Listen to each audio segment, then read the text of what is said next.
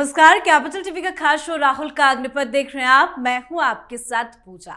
आज उपराष्ट्रपति का चुनाव था। पूरा देश अपनी नजरों से लोकतंत्र का ये बड़ा क्षण देख रहा था, लेकिन सबसे ज्यादा नजरें टिकी थी एक ही चेहरे पर, यानी कि राहुल गांधी पर।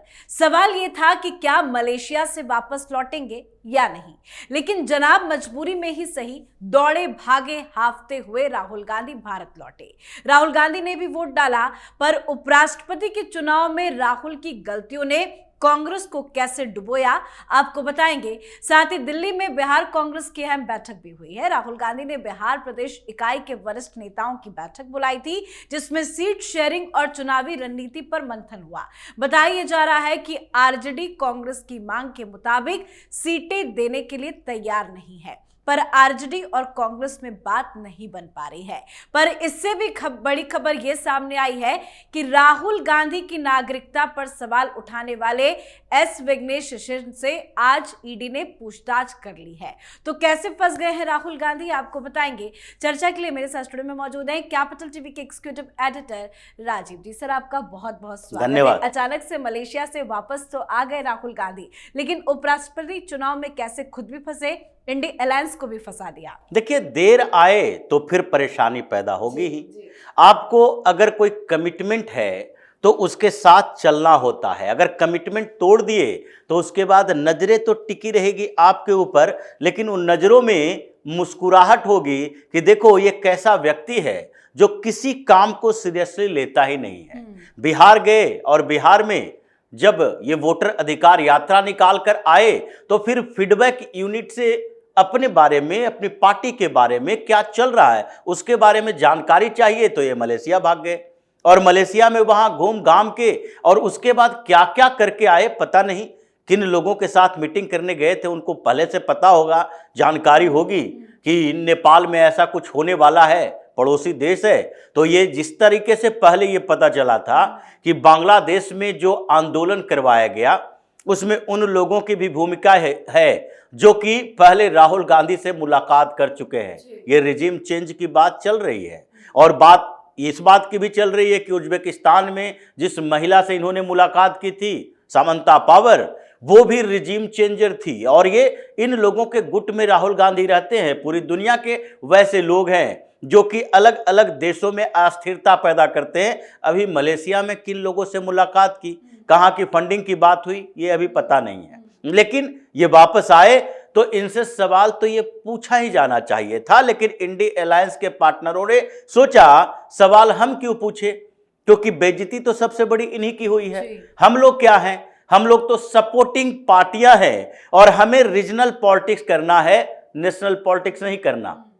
राहुल गांधी की जीत थी तो राहुल गांधी बेइज्जती महसूस करें। इसलिए उपराष्ट्रपति के चुनाव में अगर आप 3 दिन समय नहीं दे सकते, सिर्फ वोटिंग करने के लिए आओगे वीवीआईपी की तरह, तो उस समय आपकी पार्टी में भी और दूसरी पार्टी जो आपके सहयोगी है वो सारे सवाल तो उठाएगी। ये तो कहेगी कि आपको कम से कम प्रचार में जाना चाहिए था, कम से कम कांग्रेस के नेताओं के साथ मीटिंग करनी चाहिए थी, आपने किया नहीं। प्रधानमंत्री मोदी इनसे ज्यादा व्यस्त व्यक्ति हैं, लेकिन उन्होंने भी जेपी नड्डा के बावजूद, जेपी नड्डा राष्ट्रीय अध्यक्ष है, उन्होंने भारतीय जनता पार्टी के सारे सांसदों के साथ मीटिंग की, लेकिन फिर भी प्रधानमंत्री मोदी ने भारतीय जनता पार्टी के सारे सांसदों के साथ बातचीत की। लेकिन राहुल गांधी तो नहीं कर पाए। अचानक से रात को आओगे, सुबह वोट दोगे और फिर से अब लापता होंगे, क्या करेंगे पता नहीं। लेकिन जब यहां आए तो ये सुविधा के अनुकूल, ये कहा जाता है कि एक व्यक्ति है जो संगठन, सरकार, व्यवस्थाओं की सुविधा के अनुसार अपने आप को ढालता है। और राहुल गांधी का नेचर है कि इनकी सुविधा के अनुसार पार्टी चले, नेता चले, कार्यकर्ता चले, सब इनकी सुविधा के अनुसार चले। इसलिए जब ये मलेशिया से वापस आए तभी मीटिंग लेंगे, तभी बातचीत करेंगे। अब कांग्रेस के नेताओं से बातचीत करेंगे कि बिहार में क्या होना चाहिए। तो ये सब सवाल जो उठ रहे हैं इसी बात के लिए, क्योंकि अब राजद की तरफ से कांग्रेस को कहा गया है कि अब ऑफर तैयार है, इसे एक्सेप्ट करो, नहीं तो नेक्स्ट प्लानिंग के लिए तेजस्वी यादव तैयार है। तो एक्टिविटी फिर से दिख रही है राहुल गांधी की कि अब कांग्रेस के कुछ नेताओं से बातचीत तो कर लो, बिहार इकाई से बातचीत तो करो, नहीं तो आगे ऐसा होगा कि फिर से सवाल उठेंगे हरियाणा की तरह, महाराष्ट्र की तरह कि राहुल गांधी के कारण ही बिहार चुनाव में महागठबंधन की हार हुई। लेकिन आरजेडी और कांग्रेस पार्टी में सीट शेयरिंग को लेकर कहां पेच फंस गया है, ये लड़ाई तो अब खुलकर सामने आ भी गई है। देखिए, ये तो आना ही है।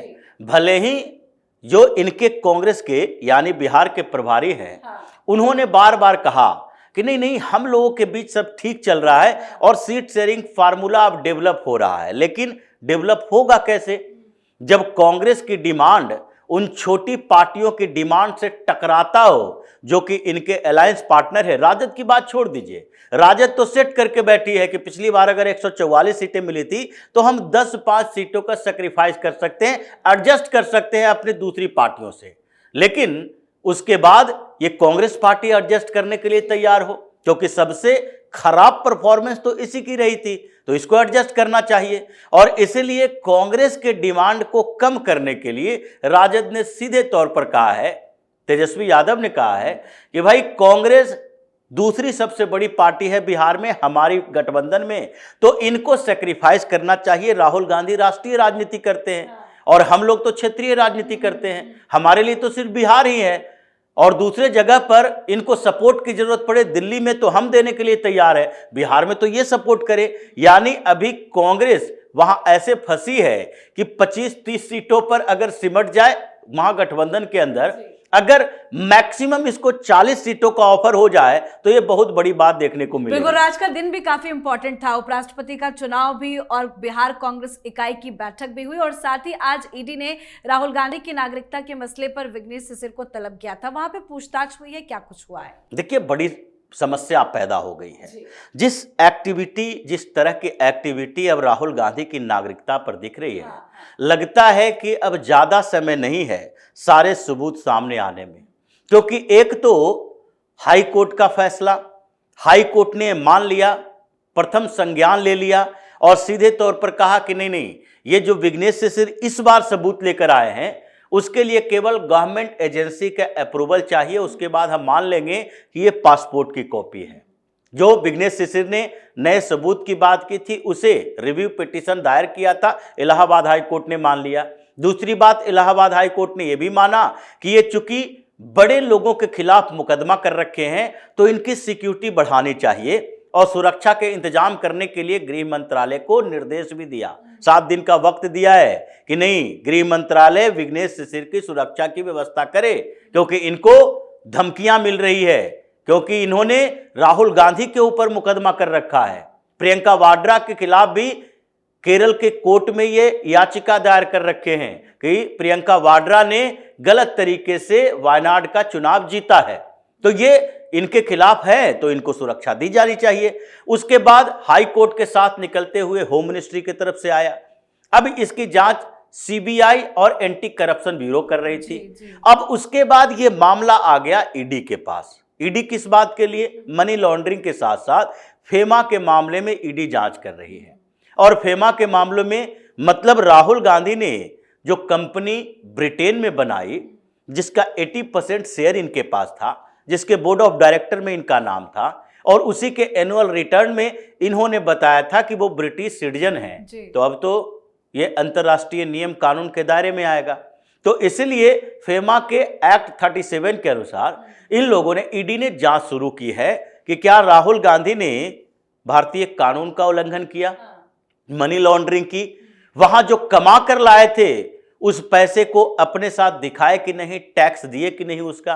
तो इसीलिए इस मामले में उनको कुछ जानकारी चाहिए ईडी को कि कौन कौन से लोग हैं जो राहुल गांधी को उस कंपनी के खिलाफ अभी कोर्ट में गए हुए हैं। उसमें विघ्नेश सिसिर का नाम आया और अब सुब्रमण्यम स्वामी का भी नाम आ रहा है कि सुब्रमण्यम स्वामी से भी डॉक्यूमेंट लेने की बात ईडी करेगी।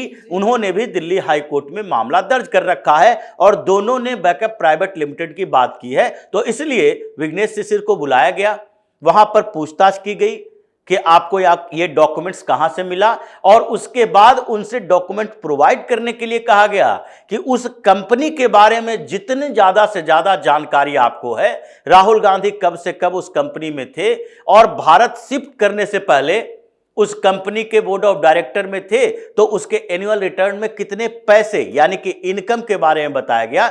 ये सारी जानकारी प्रोवाइड करने की बात की गई है।